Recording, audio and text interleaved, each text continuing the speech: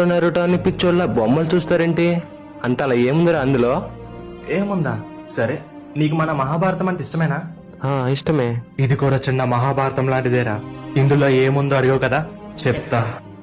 ఇందులో హస్తినాపురి అనే ఒక గొప్ప రాజ్యం ఉండకపోవచ్చు, కానీ హిడెన్ లీఫ్ అనే ఒక గ్రామం ఉంది. ఇక్కడ ధర్మంగా ఉండే పాండవులు లేకపోవచ్చేమో గాని ధర్మాన్ని రక్షించే హోకాగెలు ఉంటారు.